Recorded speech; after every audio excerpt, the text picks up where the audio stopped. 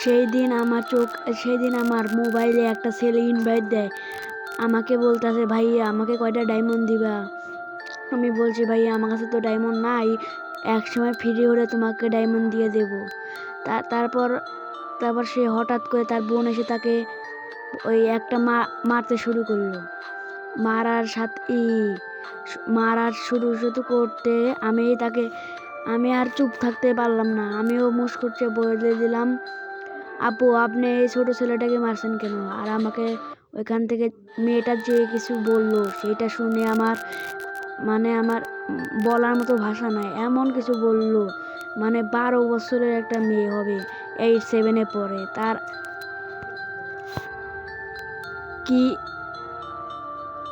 সেই কথাটা শোনার আগে আপনারা লাইক, সাবস্ক্রাইব এবং কমেন্ট এবং বেল আইকনটা ক্লিক করে রাখুন।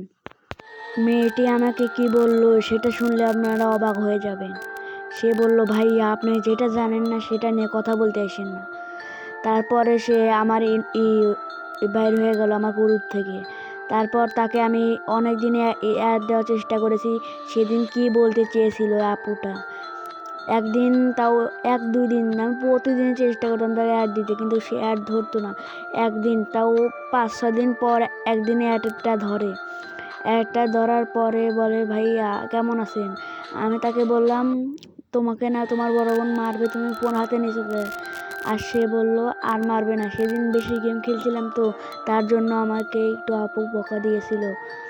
তারপর আমি বললাম, তুমি কোন ক্লাসে পড়ো? আর সে বলল, আমি ক্লাস 7-এ পড়ি। আর বললো, তোমার আপু কিসে পড়ে? আর বললো, আমার আপু পড়ে না, আমার আপু কামাই করে। আর সেটা শোনার পর আমার বললো, কেন তোমার বাবা মা নেই? আর সে বললো, না আমাদের মা বাবা নাই, আমাদের মা বাবা অনেক আগে মারা গেছে অ্যাক্সিডেন্ট। তারপরে আমি ওকে বললাম, বললাম সরি, সেদিন না জেনে আপনাকে অনেক কথা বলেছিলাম, আপনি কেন মেরেছিলেন, এবার বুঝতে পেরেছি।